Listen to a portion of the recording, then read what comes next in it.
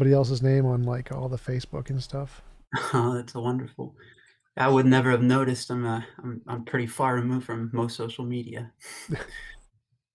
All right, so we are going live. Give it a few minutes so people can hop in and tell me, is the sound working? Question mark. And then as soon as I get some feedback, that's usually all I need. Okay. All right, I think everything's working. So Sam, thanks for coming on. I really appreciate you taking the time to have a conversation with me. Would you mind telling us a little bit about yourself before we get started? Absolutely. Thank you very much for the invite, Tom. My name is Sam Bennett. I'm a professor, a visiting professor at Purdue University in the Cornerstone Integrated Liberal Arts program. I'm formally trained as a philosopher. I got my PhD in philosophy last July, primarily a focus in ancient virtue ethics, Aristotle for the most part, but not exclusively. And one of my biggest passions in life is being able to walk a series of students through a series of wonderful texts and showcase what academics used to be or might still have the chance of being. Cool. So I'm an atheist, by which I mean I believe that naturalism best explains everything about the world. I don't think that theism or supernatural entities are a better explanation of any of the facts that we know about. Could you tell me some of the reasons that you believe that theism is true or that or is better explained by theism? Yeah, so a wonderful question. I'm usually of the opinion that there's a kind of intractability to sorts of arguments regarding reasons affirmative or reasons against belief in God. From my experience, I think it bottoms out as an experiential, just sort of I guess, belief and knowledge. It's not impartable. I don't think I can take it out of my mind logically and showcase it to somebody else. So, by and large, I think I agree with you that within a sort of, I guess, a rational approach, pure logic, I think there's a kind of intractability. So, I don't think I could really offer you anything in the way of reasons of the kind I think that you would require, at least in the way you framed the issue. Oh yeah, for sure. I've had talked with a few theists like that. Like Pete Inns is one of my favorites. He takes a very similar position that really none of the arguments actually work. It's mostly about revelation from the Bible and personal experience. And to be honest, I'm kind of fine with that. Like if you have a personal experience, like if you believe God exists and he answers your prayers and you can interact with him on a regular basis, then that is justification for you to believe for sure. Um, do you think that any of the arguments actually hold water from a philosophical perspective, like that they should be taken seriously rather than um, what most atheists do? Yeah, that's a really good question. I'm a real fan of I suppose seeing the inner workings of, for instance, ontological and cosmological arguments, but for similar reasons as the ones I think we just framed. I think they lead to a certain kind of intractable, I guess, moment in discussion, especially upon sort of later analysis. Right? I think I've heard you say before, for instance, in response to maybe like Descartes' what I guess ontological argument that the idea of a perfect being just doesn't make sense to you, that you don't have a way of conceptualizing or understanding that, right? And perhaps there are intuitions on the other side that make an argument like that just sort of curve off and fork and lead to further intractability. So yeah, I'm a big fan and believer and affirmer of I guess religious experience kinds of arguments for belief. But as far as I can tell, there have been a series of really intelligent people over the centuries who have been having the same kind of foundational debate. Perhaps there's some kind of technological limit that we'll reach at some point that finally settles the answer. But as for now, I don't think I'm brighter than the history of Western civilization. So I don't think I could settle the argument once and for all. What? No way! Surprising. Yeah. So, but you said you're a fan of the ontological argument. That's always one I found interesting. I think I would see that as more like one of the weaker arguments because it seems to Yeah. me that the argument is based on the premise that there is this greatness thing. There is a real quality of greatness that actually exists in the universe, and that this greatness thing has a very particular definition to it. There are these intrinsic great making properties. And those two things I see as things that aren't supported by evidence independent of essentially just stuff we kind of make up. So like we can imagine there is this great property that exists. but there's doesn't seem to be any more justification for the great property than for Klingonness or chairness or whatever. And to say that a particular definition of greatness wouldn't have any more justification as any other particular definition of greatness. Like the classical theists define greatness as all powerful, all knowing, maximally moral, or whatever, and existing in all possible worlds. Go for the modal version. And Yeah. where I could just say, well, I could just remove one of those or add in spaghetti or something, and that alternative definition seems to be equally as justified from my perspective. Because you don't think there's any real measurable thing to tether that concept of greatness, however it's defined. For you, it's always going to be arbitrary. That's interesting. Maybe to steer back, to Descartes. And I'm not really the biggest fan of Descartes, but I noticed your use of the cogito as a kind of foundational block for your epistemology, and I guess your objective morality also. Um, I guess another insight that Descartes offers on the same kind of topic is, it seems to me at least, I mean, I have no reason to doubt that I understand whatever I think of as the infinite prior to whatever my limitations are. Right? There's an insight. I can't remember which meditation it's in, but it's in the series of 6 meditations that I somehow have a prior concept of the infinite in order to be able to make sense of my own limitations or my finite nature. I'm wondering what your kind of response to an insight like that is. Um, I don't think I would agree with that because that would entail that essentially every single animal, dogs, ants, cats, anything that could understand its limitations, like a cat sees a big cliff and says, "I can't make that jump." To understand that cliff, it would entail that it understands some kind of infinite concept of jumping or the maximum amount of jumping. And I don't think that's the case. I don't think it requires a connection to the infinite to understand the limitations that a subject would particularly have. Yeah, I think I'm understanding a little bit of the response. I guess my response to that regarding the animals would be to say I don't think just by itself, a recognition of limitations, but perhaps some other further awareness or cognitive capacity that gives rise to a recognition that the infinite is prior to the finite. Right? I mean, there's no problem with ascribing things like memory to animals, but as you're probably aware, it gets trickier when you try to ascribe higher cognitive functions to them. So I wouldn't say it was some kind of across the board anything that has the ability to perceive limitations would then have some access to the infinite. But it does seem like something that a lot of humans experience. And as far as I've taught Descartes meditations, I always ask my students, does this make sense to you? And at first, it seems counterintuitive, but then usually there are some students who can kind of make the argument from that position. So I was just curious what your thoughts were on that issue. Not like it's a make or break deal or anything. Yeah, I'd want to know what the other criteria would be. So if it's not just an accessibility or a knowledge of your limitations, there would have to be some other feature in addition to that.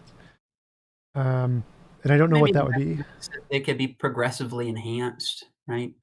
Which I suppose then you could respond with some kind of gradualism argument to say, look, we just notice progress, and so we think we're heading towards some perfection. I guess both of those are kind of rationally accessible alternatives to the same issue. I guess so. So yeah, I would say that in the same way that animals can know they can't jump the Grand Canyon or whatever without having to reference the infinite whatever, I think that our understanding would just be an extension of that. Okay. But I wouldn't necessarily say it would be an approaching a perfection. It's just like a gradual thing, like numbers increasing. There may not be a limit there. There's not like a biggest number, so there may not be a biggest understanding of our limitations either. Oh, I think he froze because yeah, he had an internet connection thing.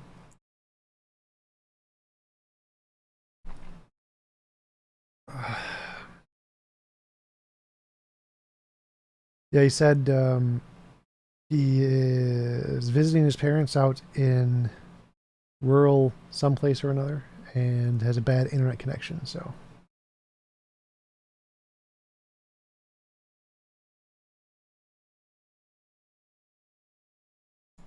hopefully he just refreshes the page or reconnects.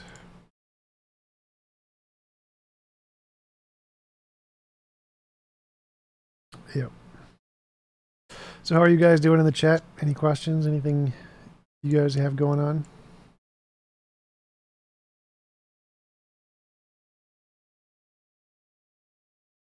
Coco B, I am as depressed as normal. How are you doing, Coco B?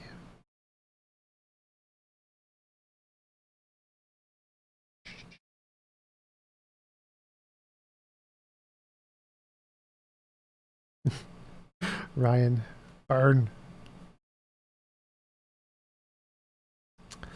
Hey, David, Albert, thanks for the like. Appreciate it. You sent the chair a gift. I'm slightly jealous. Buy my mugs, because these are nice mugs. Stainless steel chair mugs. Chair mugs.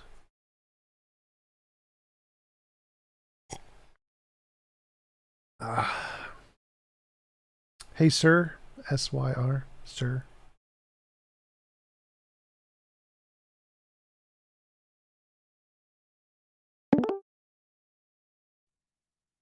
Hey. Hey, sorry about that. We've got a pretty massive storm coming through, so I think we're losing power. So I've got you Ooh. from mobile. Oh, wow. I'm sorry to hear that. Are you like near the hurricane that's supposed to hit this Oh week? no, I'm southern Indiana, so we've got tornadoes rather than hurricanes. But the lights keep dimming, so if things get worse, I might have to take off. Oh, yeah, sure. No problem. Safety first, always. Okay. Remind me where we were. You said something to the effect of you don't think that we're heading towards any kind of gradual state of perfection. Yeah, I was saying that the fact that we see our limitations doesn't indicate that we are moving towards some kind of perfection in any way. Just like how animals can see their limitations without any reference to some infinite perfection. I think that our understanding of our limitations would be analogous to that of animals, and so it doesn't require some access to the infinite to have that understanding. Okay. So I would Okay. say that like the concept of infinite had a discoverable beginning in humanity. We made it up at some point.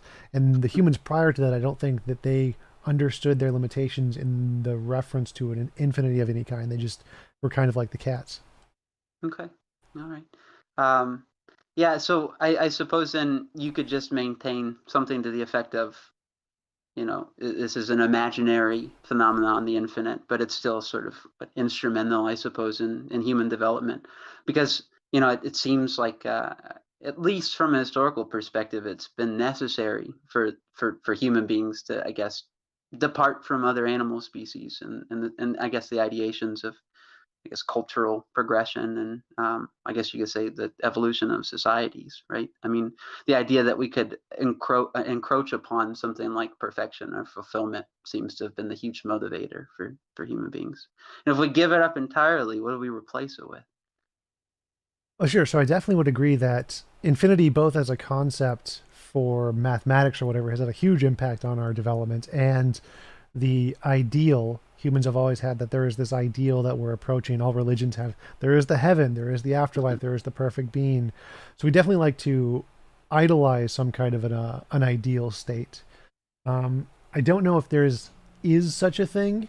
I personally think that we can define a perfect state, like the best of all possible worlds is the grounds of my morality, and I think that's more of a emergent phenomenon. I don't think it exists. I think it's more like a perfect triangle. Like I think a perfect triangle exists as a concept, and we can use that concept as a way to guide our actions to try to get as close to possible as making a perfect triangle, even though we can't make a perfect triangle. So I think that the perfection is more like that, more like an abstract ideal that doesn't actually exist, but is something we can use to guide our actions like a perfect triangle. Okay, right. So it's instrumental for all kinds of purposes, just like the imagined perfect triangle has been helpful for architecture and everything else under the sun geometrically. It's interesting. I guess that again kind of allows us to segue a little deeper into your objective moral theory, and I hope you're okay with talking about that. Sure. You mentioned best of all possible worlds, and I think I've heard you particularize that in a way. For instance, where every individual has a perfectly simulatable universe where they can sort of create anything that they want to, and that would be the best of all possible worlds. Is that your current position?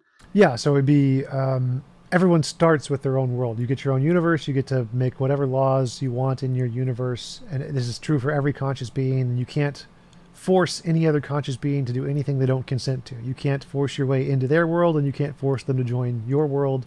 And so, in order to visit someone else's world, they have to consent to letting you in, and you have to consent to their rules. And so, in this world, it would be physically impossible to force anyone to do anything they didn't consent to, essentially. Okay. Which I guess also touches on what I guess is maybe, I don't know if you'd call it an axiom or maybe like a first postulate of your moral system, which is a violation of consent is, I guess, the grounding for what wrongness is.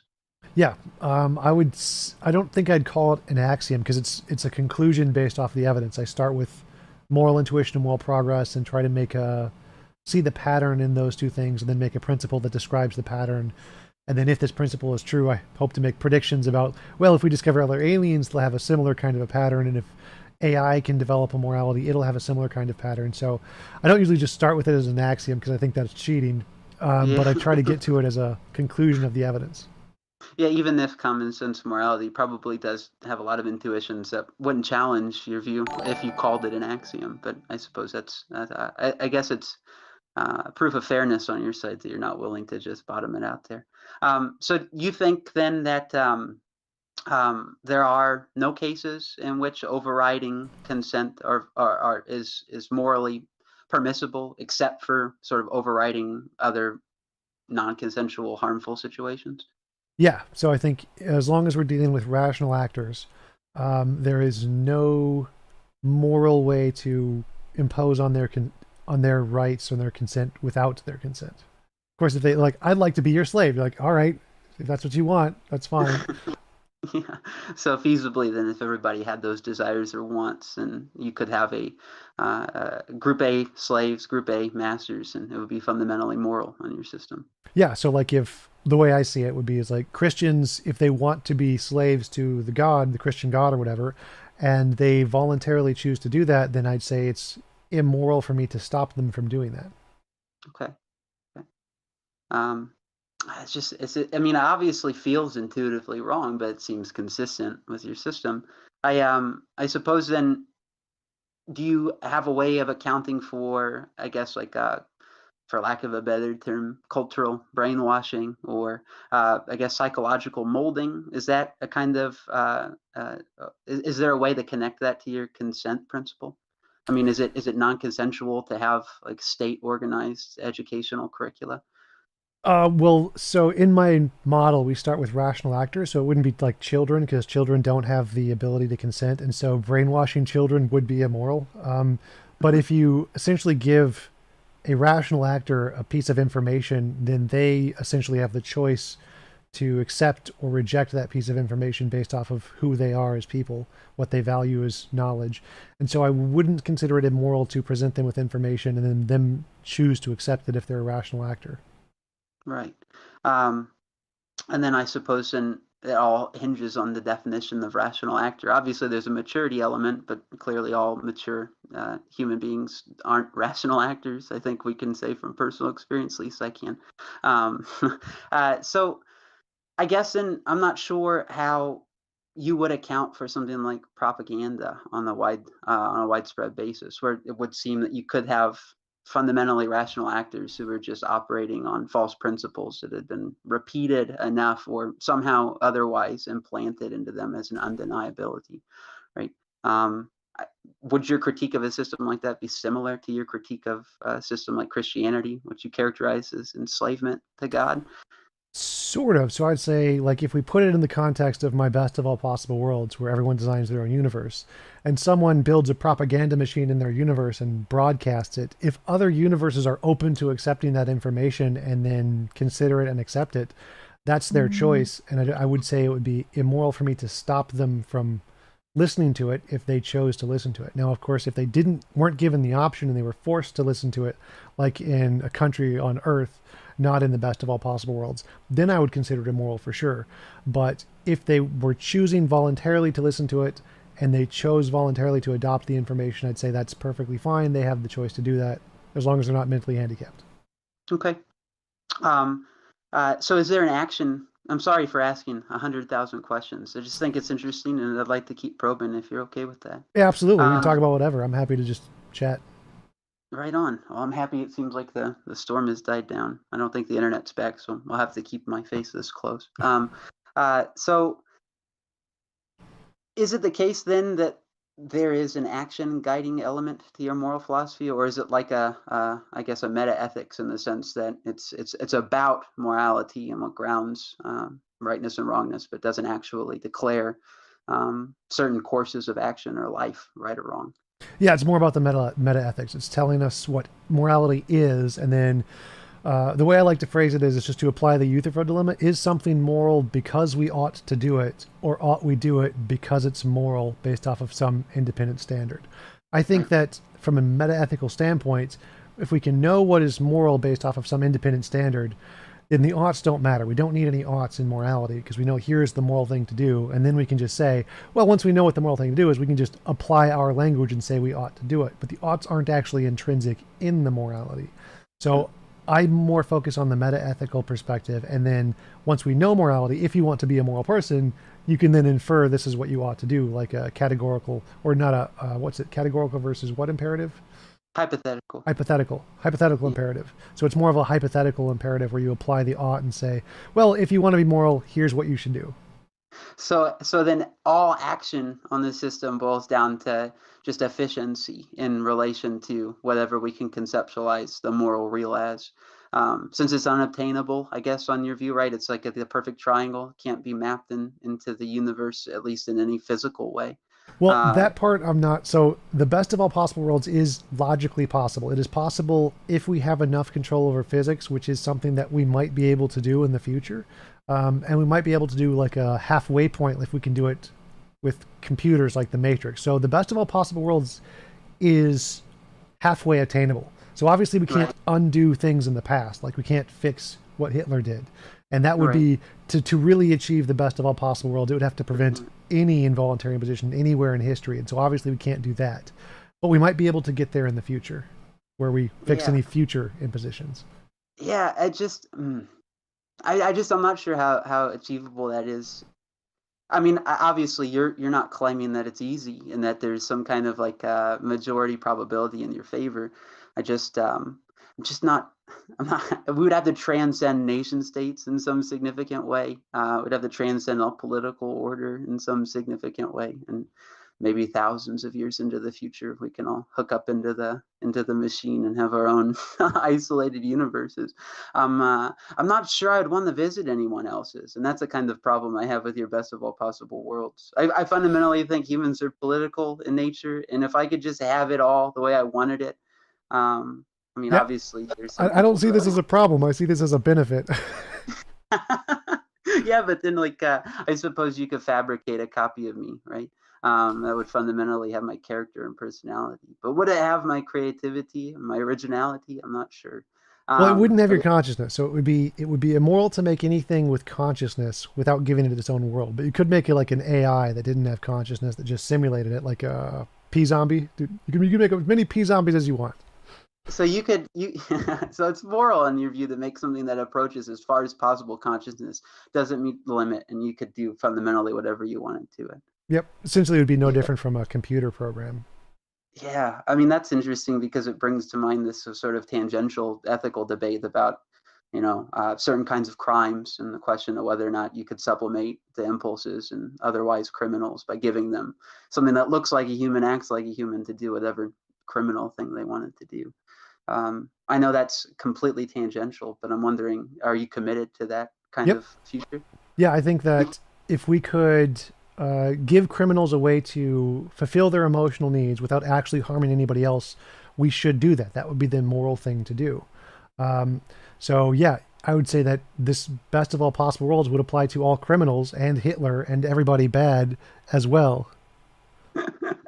uh, yeah, I guess my initial reaction is I'm afraid of awakening those impulses in people who otherwise wouldn't be inclined to that kind of criminality, right? To say something that you could open up a Pandora's box of your own psychology that might as very well have stayed closed. Well, Do you have why a would response that be? to And if we lived in the best of all possible worlds, if that occurred, it would still be impossible for you to go into somebody else's world and harm someone else. So I don't see why that would be an issue. I think it would actually be fine to have your personality change and evolve over time and go through stages of being a worse person and a better person, and then I think that would be the a good thing, actually, something that you could enjoy. Is you're changing personality from one time to the next that? over a course of experiences. Okay. Another thing that I wanted to talk to you about that seems like a good time to insert now. I haven't done enough research on this topic, so I was hoping maybe you could give a little bit of a summary of the evidence. But I think I've heard you and others in debate mention something to the effect that science has proven voluntary action is actually an illusory phenomenon or something to that kind of Like effect. free will, like the libertarian Yeah, free will. Yeah, I don't yeah. think libertarian free will is possible. I think that everything you do is either determined by reasons or it's done purely randomly. And I think those are the only two possibilities. It's either you do it for reasons and it's determined by those reasons, or you do it for literally no reason and it's by definition random. And I don't think there is a third option there, because any third option you add in there seems like it's going to be synonymous with a reason, and it's going to determine the action. And if it doesn't, then it's just going to be another random force. Do you think there's a difference between reasons determining a course of action and maybe a person determining which reasons to invoke in order to produce a course of action? No, I don't think so. So I think that the ultimate choice of, like, if I choose reason X, if we just take that action as a choice, well, then how did you choose that reason? Did you choose that reason for other reasons, or did you choose that reason randomly? It seems like no matter how far back you go in the state of things, whatever choice you think the person fundamentally makes must either be done for prior reasons or must be done for no reason. Hmm.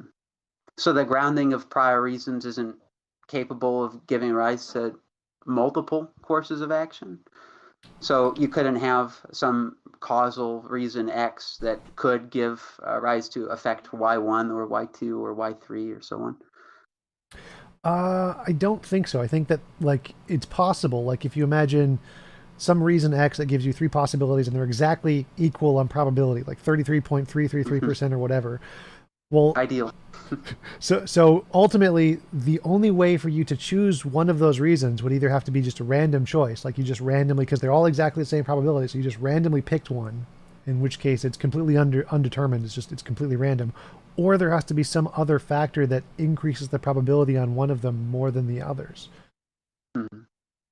Because Okay. I don't see how a free will, if you have a reason that gives you exactly three possibilities of exactly the same probability, how could you make a choice between those without a reason that increases the probability, or without it just being random? I don't see how it's even possible to do.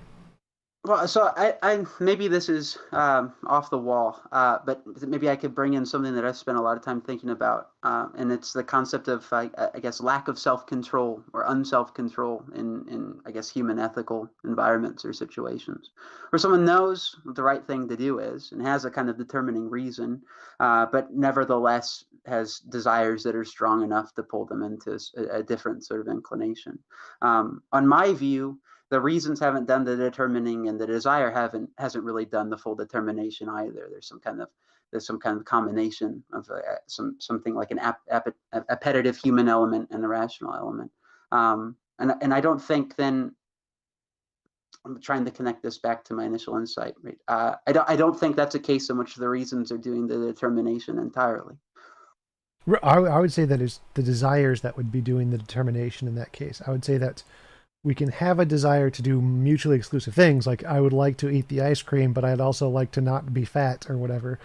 But I think that ultimately the determining factor in the choice is whichever one has the greater electrical impulse in the brain, more or less.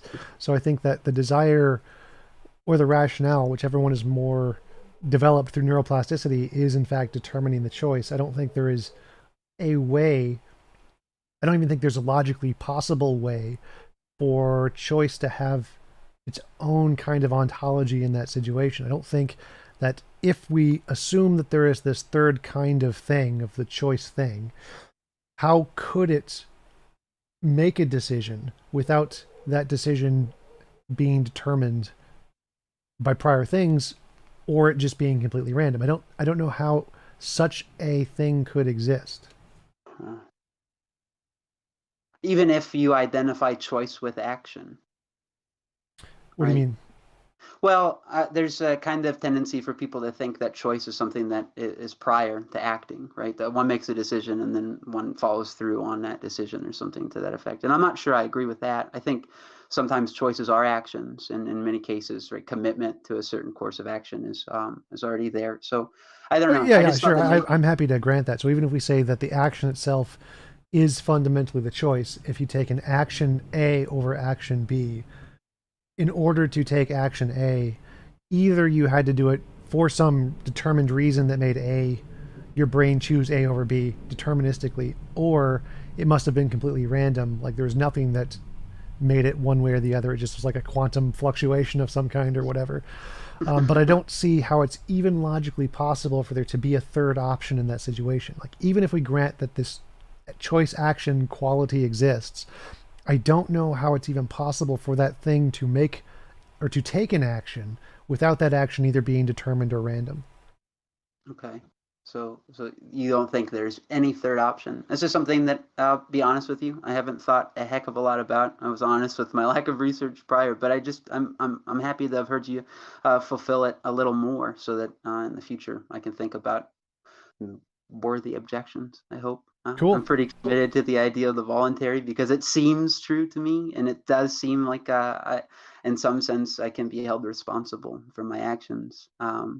I mean, do you think that getting rid of the voluntary gets rid of praise and blame also, because those are involuntary impositions of moral systems? I take more of a compatibilist approach, that we can still have those things even though we aren't completely free. So if we just define free will as our brain acting without any kind of external impedances or whatever, you are still culpable for the actions of your brain, even though your brain was still determined by some fundamental forces you had no control over.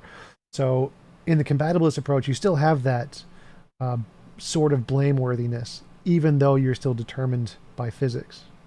Okay.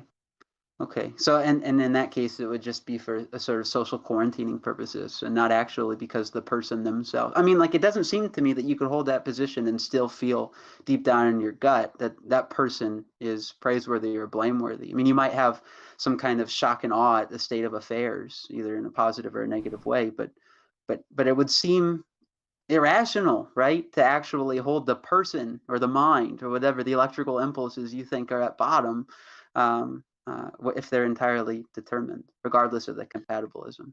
Yeah, for sure. So that's why I think that my system is actually more moral, because it does apply to Hitler or Stalin or any really terrible person. They would get their own world too.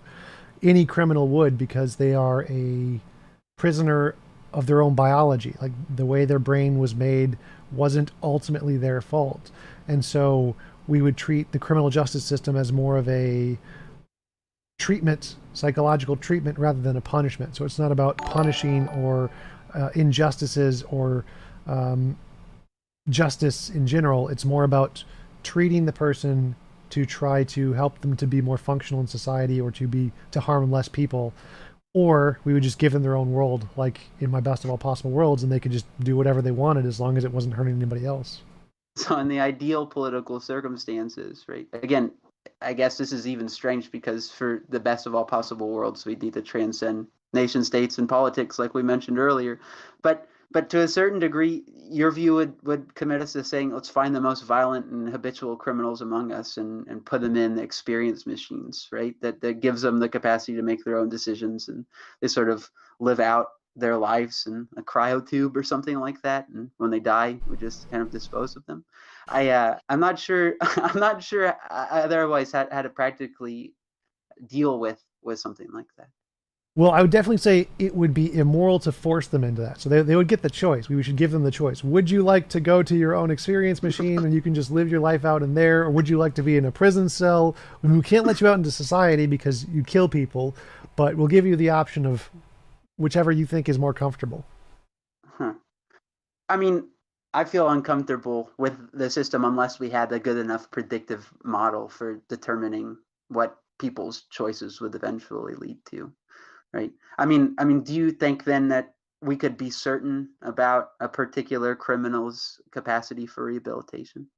And do you think there would be something wrong with allowing a criminal to say, I'm not rehabilitatable, just put me in the experience machine?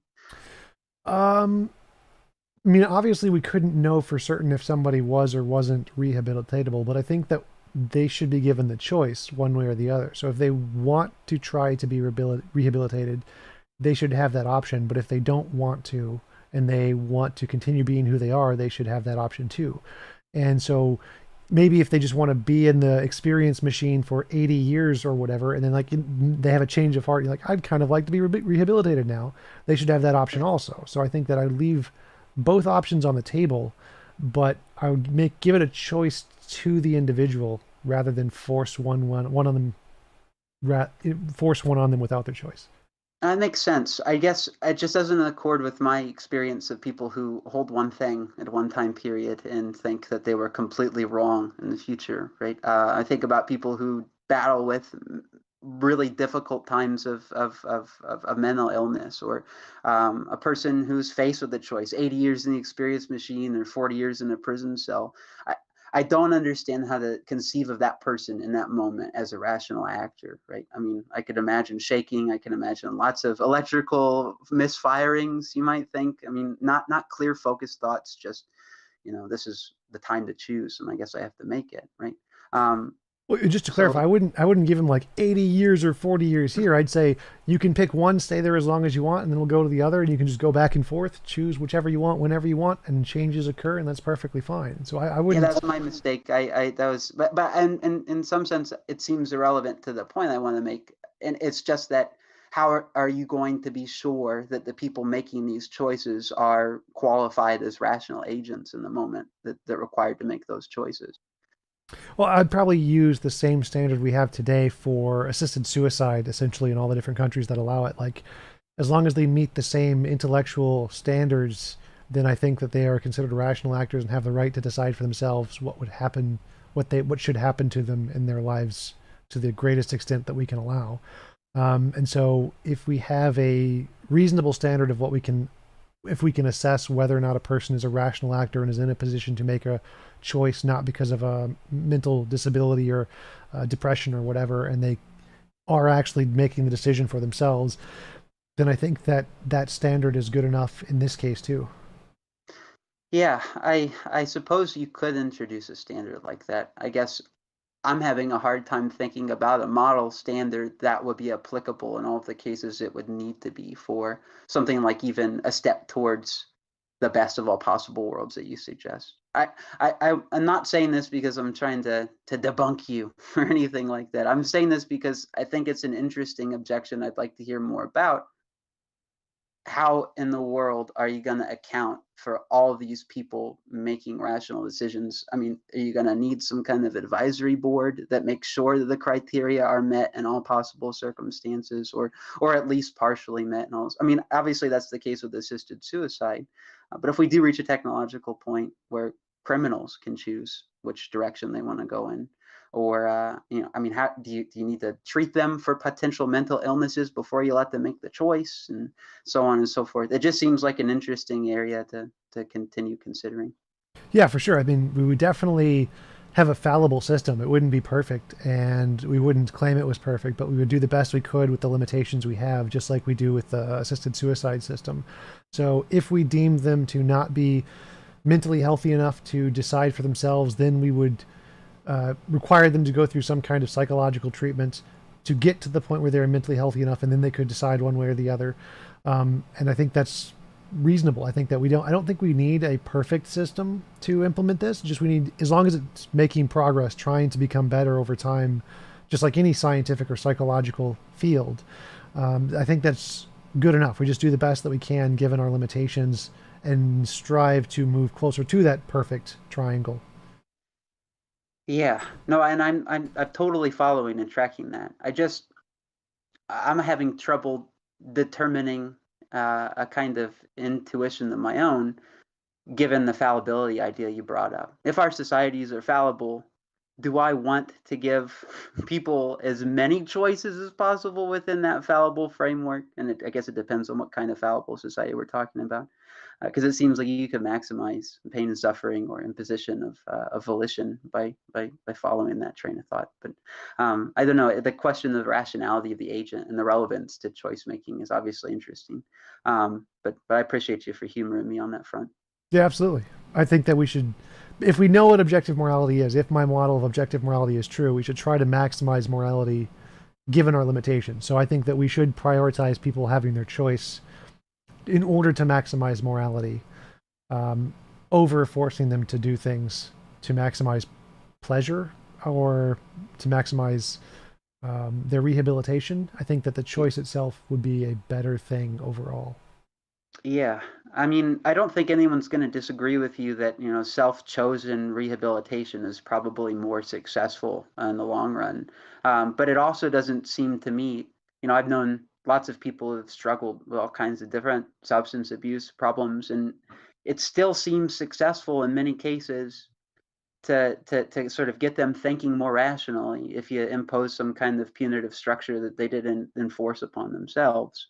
And I guess another interesting question to pose to your moral system is, do you think all good character change or all good moral development could happen internally? Or do you agree that there are some kind of external forces that sometimes are necessary? Well, it depends what you mean by moral there. So, since my definition of morality is consent, forcing someone to change who they are, even if it's to change them from a murderer to a regular citizen, would be immoral if they didn't choose it. So, it would be immoral to force someone to stop being a bad person if they didn't consent to doing it. As I think that the only reason to do that would be if it was pragmatic. Like, so we have to force you to change, or because we're trying to protect everyone else in society, and this is the best way that we can, this is the least immoral thing we can do in the situation to accomplish that. So it would be a justified immoral action to force someone to change who they are to make them fit into society. But I would consider it to be immoral, even if you're changing them from being a psychopath murderer guy. Yeah, that practical turn catches a lot, and I guess another thought that may be worth pursuing is, wondering how often you can turn that pragmatic direction without sacrificing, the moral theory. I say one thing, but when push comes to shove and it comes time to act, we've got to defer to inferior principles or principles that your model morality would reject forthright as even fitting inside, right? I'd say that's the majority. I'd say the majority of the cases we're going to have to choose the pragmatic lesser evil over the objectively moral thing to do. But I don't think my model of morality is meant to be pragmatic. I don't think that we should have to choose the most moral thing in the most cases. The goal of the model is to describe what morality would be in all possible worlds, essentially. And so choosing the objectively moral thing to do would only apply if we lived in the best of all possible worlds. Like if we had a world where it was impossible to force anyone to do anything they didn't consent to, what would be the moral law in that world? Well, this would be it. And then, well, we're not in that world, so we have to scale back and say, well, what's the closest we can get to that world? Just like we can't draw a perfect triangle. 0 people can draw a perfect triangle. Yeah. Mm-hmm. But so we have to act within our pragmatic limitations, but we can still say that that's the ideal. That is still better than the ones we draw. It's the actual perfect triangle is actually perfect and ours are actually not. But that doesn't mean that the idea of a perfect triangle is less important or less significant just because we can't literally make it. Yeah. Okay. Right. I suppose then, the next question I have is if this kind of reflective equilibrium process, which I hope that's a fair way to evaluate it, right? If it doesn't eventually get us a perfect triangle, but gets us to the nearest to perfect triangle that we possibly can get, but then is it done, or does it just continue to sustain that state of affairs? Your moral system, does it have an end? I mean, or one that would be surpassed by yet another moral system, or is this one just all there is to say about the matter? Well, the goal is that this one is all there is to say, is that once we reach a world where it's impossible to force anyone to do anything they can't consent to, we've essentially achieved the most moral world we can have. And then voluntary consensual based interactions are all fine. And then we would just move on to valuing a different property instead of morality. We've achieved the best moral thing we can possibly do. Now we're trying to achieve a different property, a different maxim, depending on who you are, what you value. Okay. Okay, that's interesting. Are there any really strong objections that you've heard to your system that you think are fascinating and worth pursuing? I mean, I don't want you to say here are my weak spots, but I just wonder if you've heard any maybe non-realist objections or moral realist objections from a different angle that have I guess piqued your interest and made you feel like there's some flattening to do around the edges of your moral system.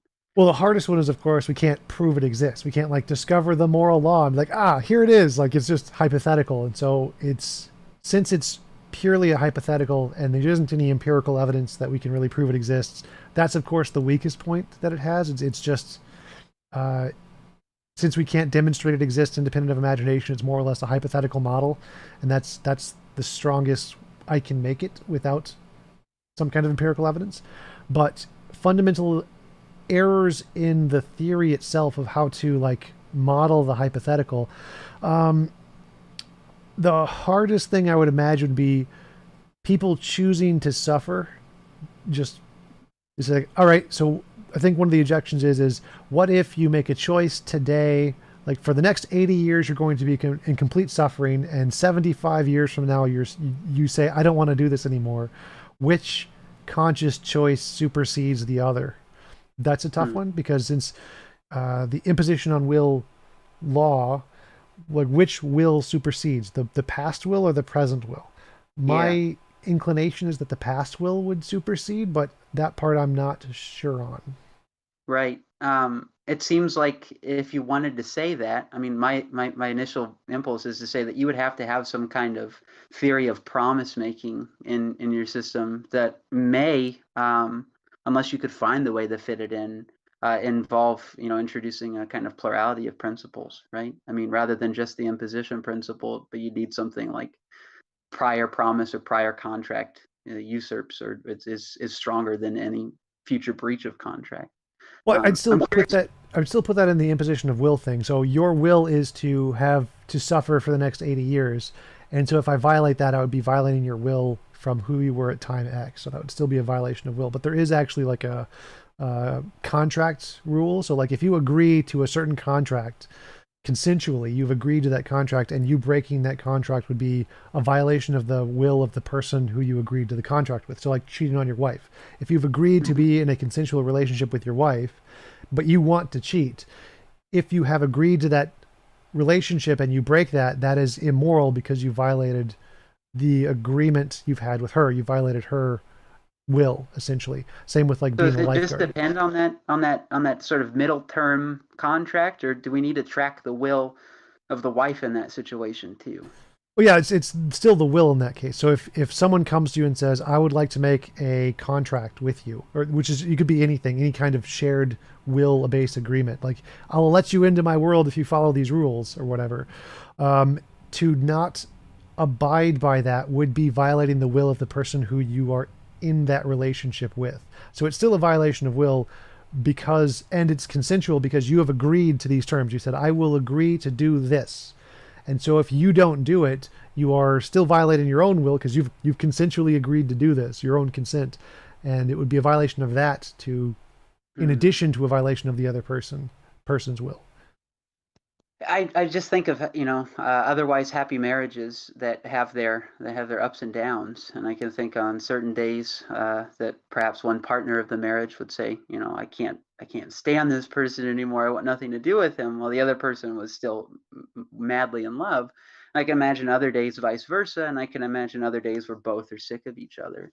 And it would seem to me that on your view, if all we're doing is tracking will, then as long as we could find some correspondent time at which the will was opposite to the contract for both parties, then there was some problem with the breach of contract, right? Sort of. So, but again, that would go back into prior will versus current will. Like if you agreed to both be together forever, for all eternity, and you can't ever breach that contract, then even if both parties would then disagree, it would be like the guy who wanted to be tortured for 80 years at 75 years being like, I don't want to do this anymore. And so it would get into the same kind of distinction between which will should be superseded, the past will where you agree to this contract or the current present will. I think that the past will supersedes that. Okay. So I'd Okay. say that Yeah. the contract would hold, even if you both want out. But two parties to a contract meet and they decide that it's over and done with, right? I mean, doesn't the contract dissipate? Yeah. Right. And so I'm just trying to figure out why there's this tether to the actual contract entity itself that you're adding outside of just the will of, the participants, right? I mean, maybe it's practical for our discussion purposes, but it seems like the will is all that matters here of both parties in that marriage, right? Right. So So I'd say, but the will of the person when making the contract is still a will that we're considering. So if you will to be in a contract forever, all eternity, and you have willfully consented to be a part of that contract, that will is the one that you would be violating if you broke the contract in future. okay. So if both parties got a divorce, right? I mean, you would consider this immoral? Only if they both at the start of the agreement said we will never ever leave each other, and that's like a part of the agreement. So if they said we will be with each other for as long as we want to be with each other and allow for the possibility of divorce in the future, perfectly fine. But if they have before that at the point of marriage said we will never leave each other, that is not a part of the contract, we cannot do that, then it would be immoral to break the contract. Yeah. Yeah. I guess another interesting thought is, what about when the language of the contract is different from the concept of the party has to the contract, right? Or there's something smuggled into the contract that someone didn't realize. Obviously, there's a breach there. And I guess that would be immoral. So it has to be for it to be consensual. You have to fully understand everything in the contract accurately. You need informed consent, right? Yep. Okay. Yeah, 100%. That's interesting. Yeah, I guess I don't understand why you want to give preference to the prior will, rather than just tracking the will across time and saying it's different now. So this is the will that matters. Can you explain why you feel compelled that the prior will takes precedence? Mostly just an intuitive jump. Like if you want to say the present will takes precedent, that's possible too. Like either one of those are possibilities in my model. I tend to think the past will is more important, but that's just a guess. Maybe the present will is more important. Yeah, I don't know. I think if we want to give room to progress, development, and whatever into the future, then we better not prioritize the past will over the present will, because we'll be, I suppose, held captive to things that we don't want to be held captive by anymore. Well, yeah, I would say that don't ever make any eternal will-based agreements. Like, don't ever will to do anything eternally. Be like, I will to do this for now, but I'm allowed to change my mind. That would be my one caveat. I had a graduate professor who made a similar joke once. He's in a Spinoza seminar said, be careful with ontological arguments for the existence of God, because one false move and all of your Sundays are booked for eternity. Which I don't know, in the same vein, is pretty funny. Yep. All right. Well, I do think I've got to zoom out of here and spend a little time with family, but I do want to say thank you very much for the time you've given me today. I hope I was a satisfying interlocutor. Yeah, absolutely. Thanks for coming on. Really enjoyed chatting with you. Would you like to is there any place somebody can find you or check out your YouTube channel or your work at all? Yeah, you can. The only thing I have online right now is a kind of conference presentation on the concept of virtue signaling. So if you look up Sam Bennett, what is virtue signaling and why is it wrong on YouTube, you'll find that, along with a bunch of interesting first drafts of songs that I've written over the past few years. Cool. Thanks again for coming on. Really appreciate you taking the time to have a conversation with me, and it was really pleasant. And I will let you go spend time with your family. Thank you very much, Tom. Stay in touch. Yep. See you later. Bye. Bye. All right, guys. How are you guys doing? Anything in the chat? Any questions? Anybody hanging out? End all aid to Israel. So I actually think that that's a bad idea. Like, I think that Israel is sort of in the right. I think Palestine is technically the aggressor in that situation.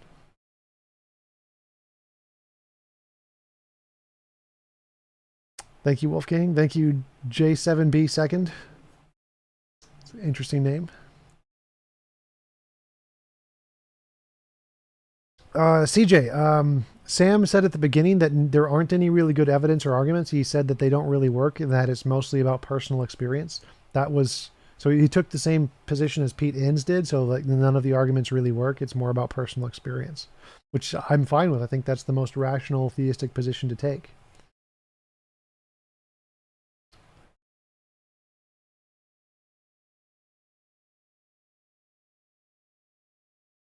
Wolfgang, I don't think I would say Israel is more wrong. So I think that in order to know if Israel was in the wrong, you'd have to compare their actions to like a global average. So if we think war is a thing and in war people are going to do bad things. So we know that there's going to be evil in every war. Is what Israel doing above or below that standard of the average that most countries would do in that situation? And only if you know what that standard is and whether or not Israel is above or below that standard can you say if what Israel is doing is objectively wrong or not. I think that Israel is probably below the standard. I think that if we compare what Israel has done in the Israel-Palestine conflict compared to what Russia or China or America or Great Britain or South Korea would have done in that situation, I think that Israel is far less immoral than any other or the average of other military states and what they would have done. So I think then that's why I think that Israel's actions are actually on the right side rather than the wrong side of the average. And that's why I would support Israel more than Palestine here, because I think that given the average of what a military nation would do in that situation, Israel's actions are actually on the less immoral side. Dasif J. Edwards. I have a question. How exactly do you come to the imposition of will as the standard of morality? Do any other philosophers share your view? The consent-based standard is pretty common. My particular model is just my particular model, so obviously no one else shares that. But the consent and imposition of will is a pretty common thing. How do I come to it? I look at the patterns of moral intuition and moral progress, and I plot them out and try to make a principle that describes those patterns. You can find me describe that in more detail on my other videos on morality. But they created a nation state in the land of others, basically conquering. Britain did that, not Israel, and they keep spreading constantly. Not really. So Wolfgang, the problem here is that if you imagine China or Russia were given land in the Middle East, and then Palestine was launching rockets into China, what would China do? Palestine would have been gone. If like, imagine the 7 Days War and forget the other one, the Israel War with all of the other countries. If that had happened to China, the Middle East would be gone. It would just all be territory of China. It would just, the entire place would be Chinese. There would be no land that would be allowed to be Muslim territory. After Israel won both of those wars, they gave pretty much all of the land back.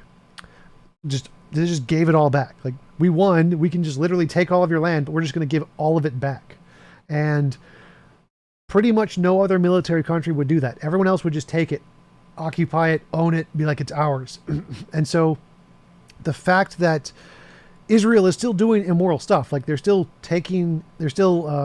occupying Palestine, evicting Palestinians, like, yes, that's still bad, but the amount they're doing that is so significantly less to what literally any other military country would have done that you can't really consider them to be the bad guys here. So like, that's what I said. In order to assess who's immoral in this situation, you have to compare the actions of Israel to what the military average would be in that situation. Is Israel's actions more or less than what the military average would be in that situation? And it seems like Israel is doing far less harm than what most countries would do in that situation.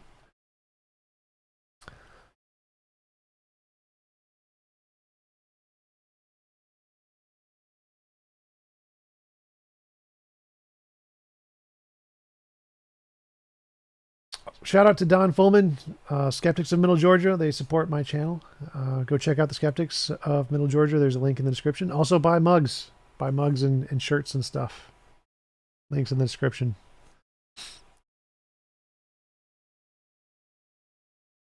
AA, most of the evictions are just pure citizen action, not endorsed or funded by the government. Like, even if they were endorsed, even if we just granted that all of the evictions were endorsed by the government, it's still less bad than what any other country would do.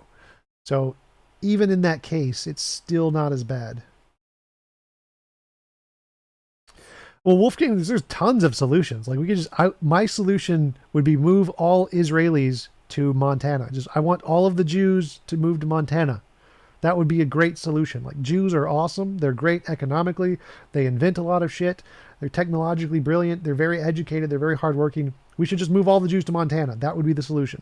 Of course, they don't want to leave their Holy Land, which would suck, but I would just want to move all of them here because they're great. Jews are awesome.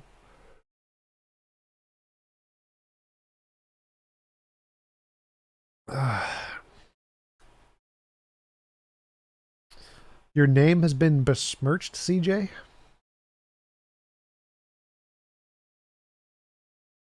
Donald Heisa, yes. That's exactly what Russia did during the Crimean War. Yep, and what they tried to do with Afghanistan and what they've done in every war and what most people do in every war, they just take the land and they don't give it back.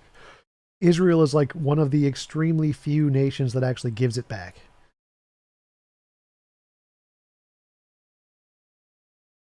Yeah, of course they're not going to agree on the solutions, Wolfgang. Like that's not how government works. No one wants to agree on anything. Like honestly, if the Middle East was smart, they would essentially just give control to the Jews because the Jews do so much better economically than most Middle Eastern countries. And so you could just use that and be like, you guys are doing amazing. Here, you guys have all of the stuff. We'll stop bombing you. And then the economy of the Middle East would just explode. Like the Middle East would be just as powerful as America or the UK if the Jews took it over.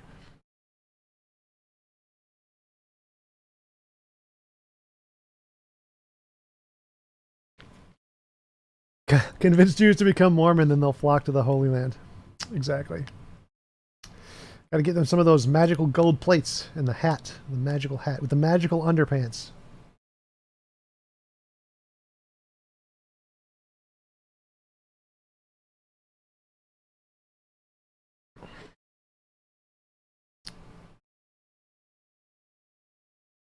Do I think Israel's policies and actions are going to change with the new PM?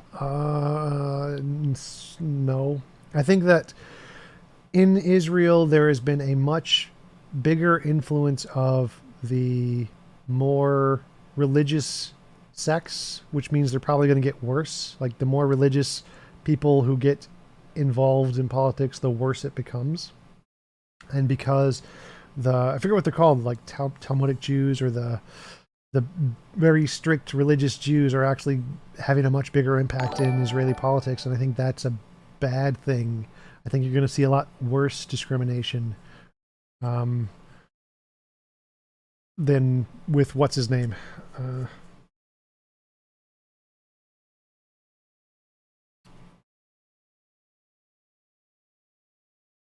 Do you think Israel's economic success isn't primarily due to the U.S.'s current aid? No, Israeli success is not due to American aid. It's due to their innovation. Like, Jews hold like a quarter of all Nobel Prizes. That's not because of American aid. That's because Jews work really hard at shit. Much of the military industrial development would be due to a lot of American aid from military stuff. Most of the education, most of the economics, most of the agriculture, that's not really due to American aid. That's just due to Israel's being, or Jews being really smart. Jews are really smart everywhere. Jews in any country do significantly better than everybody else with or without aid. Like Ashkenazi Jews are like the highest IQ of any demographic of human beings ever. Palestine is not the largest prison. China has the largest prisons. China definitely has much larger prisons, which entail populations greater than Palestine. Like just the, I forget what they're called, the Muslim population in China is greater than the Muslim population in Palestine, and they're all imprisoned. The Uyghurs are imprisoned in China at a much greater rate, much bigger prison than Palestine.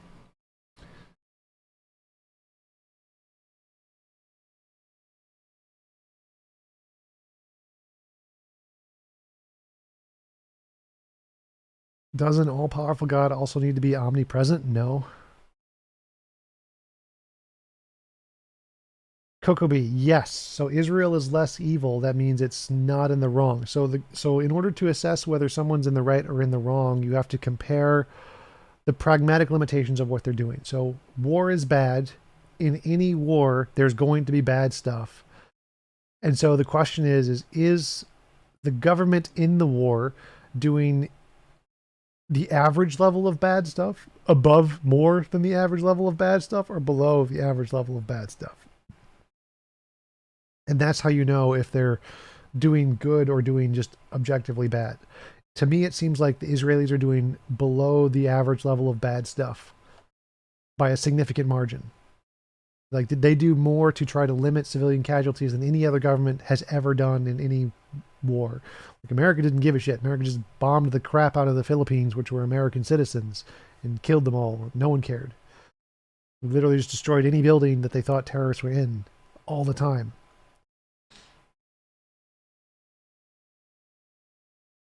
Nothing? I didn't say nothing. Did I say nothing?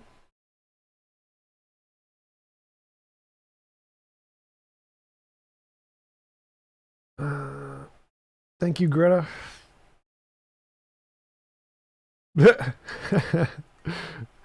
You're the bomb. No, you're the bomb.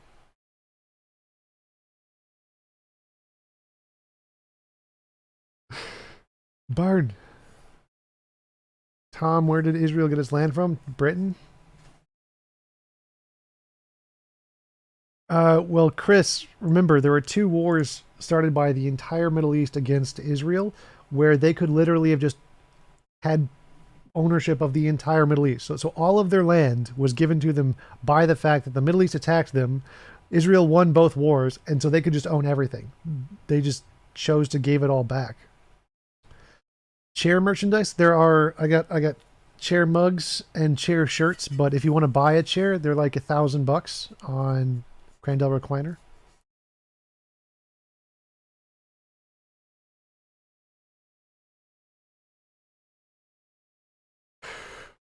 Charles and Solo. So that only counts like regular prisons. Like if we count Chinese prisons, which are more like concentration camps, China has a much larger prison population. So that's only for regular prisons. It doesn't really count like all of the illegal prisons that China has.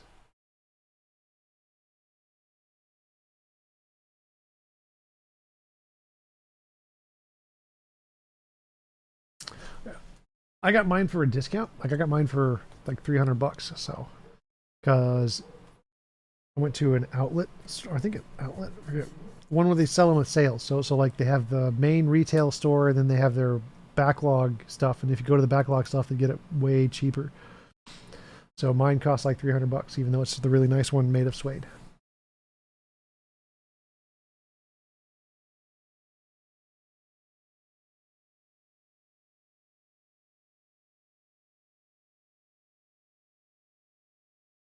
I've been thinking about doing like review videos, like Pine Creek does. Pull up a Mike Winger video or something and just review that. Tell Scotty to unban you. Like, if you want me to do anything on Discord, you got to pay me because I'm too lazy. Ryan, no, there's also tumblers. So this is a 24 ounce. This is a 24 ounce mug, and there's also tumblers that have like a top on them that you can carry around with you. So those are the 2 options I have. Like, I mean, I can also get like coffee mugs and stuff, but I just think those are too cheap. Those are like $5, and they sell them for like $20 on Teespring. It's dumb. These are stainless steel. I like stainless steel. Stainless steel is actually worth $20. Goodwill doesn't sell chairs. Any plans for an in-person debates you are going to be part of? Yes. So there's one supposed to be in August in one of the I states, Indiana, Illinois, one of the I states, in August. So that's the next one. And there's also the Faithless Forum, which I'm going to. I'm not like a speaker or anything, but Faithless Forum in November in Texas somewhere. Disappear like the morning. What's your chair called? It is a Crandell recliner. Lazy Boy Crandell recliner. How much is the 24 ounce in civilized units? I don't know what a civilized unit is, but it's $20. $20 is cheap for same I paid for it at Target, I think.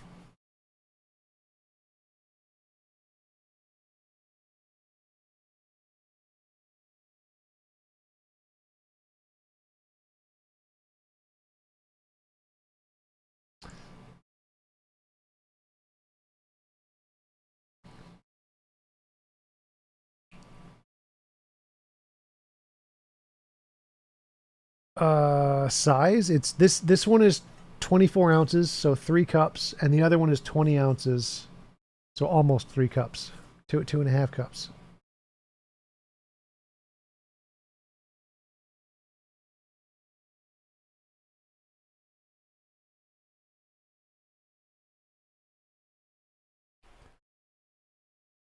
Well, obviously Israel wasn't wealthy before it started, before it was a country.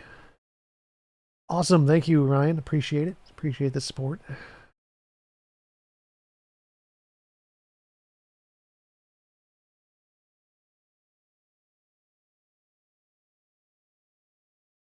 Just giving aid doesn't make a country wealthy. Like, countries have gotten tons and tons and tons of aid, especially in Africa, but they're still wealthy. They're still poor. So just giving someone tons of aid doesn't make them wealthy. It's what they do with the aid. So the fact that Israel has been very successful with the aid they have gotten has more to do with Israeli ingenuity than just the fact that they're given money.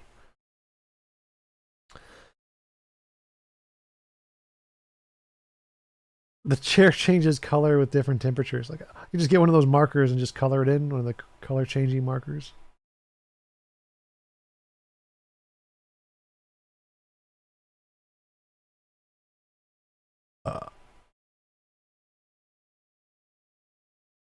Wolfgang, that's exactly right. So because the aid, well, they don't take all of it. Lots of it does go to actually the poor people, but there is a lot of it taken by warlords too. But that's the point, is that just giving aid to people doesn't solve problems. Like, lots of countries are given aid. It doesn't fix anything. It's what they do with the aid. So Israel is Jews are very, very smart and use the money effectively to build stuff and invest.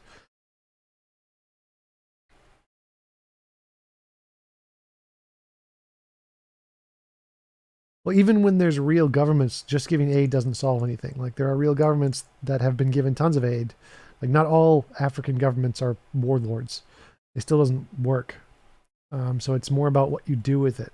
Like, the Israelis built, what was it, manufacturing, which is how they got so wealthy. Whereas Africans don't build manufacturing. Yes, Jews are very smart. Jews are very, very smart. They are the smartest.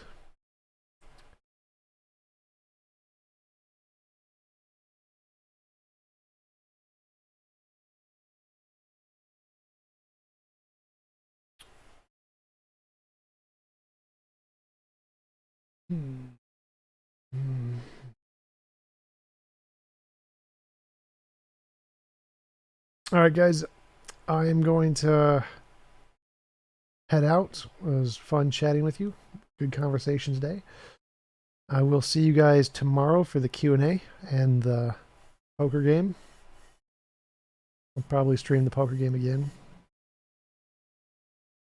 Why do you think Africans can't build up the ways Jews did? Because the Africans deliberately don't build up manufacturing. They're avoiding it because if they build up manufacturing, they lose funding from big companies. Whereas Jews would just, screw it, we're going to build our own manufacturing because money is more important. Self-sustaining is more important than aid. What do you really think of Darth Dawkins? Darth Dawkins is dumb, but I find his argument entertaining.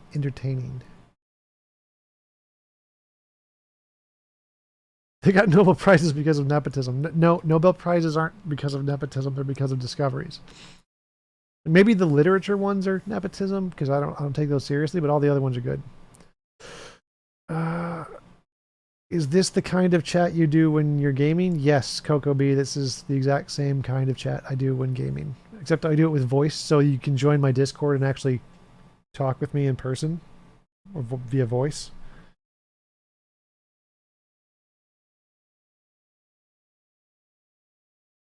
How do I manage to be right about everything? Magic. I have an all-powerful being who I presuppose. It's the grounds of my knowledge. Do review videos? Yeah, I'm thinking about it. I'm definitely thinking about doing review videos of Mike Winger, Capturing Christianity, Inspiring Philosophy. But I can either do them live, where I just talk like this and bring it up on the screen, or I could do edited ones, because I have a really nice editor guy who I'm working with right now. I'm going to try to do all the debunking, each and every argument, like Rationality Rules does, with edited videos. Any prophetic predictions? TJump for president. Yep, that's the prediction. TJump president. All right, guys. How do I feel about Jay Dyer? Jay Dyer is an idiot. Jay Dyer is the dumbest person alive. Jay Dyer is a complete moron. And that's a great place to wrap up. All right.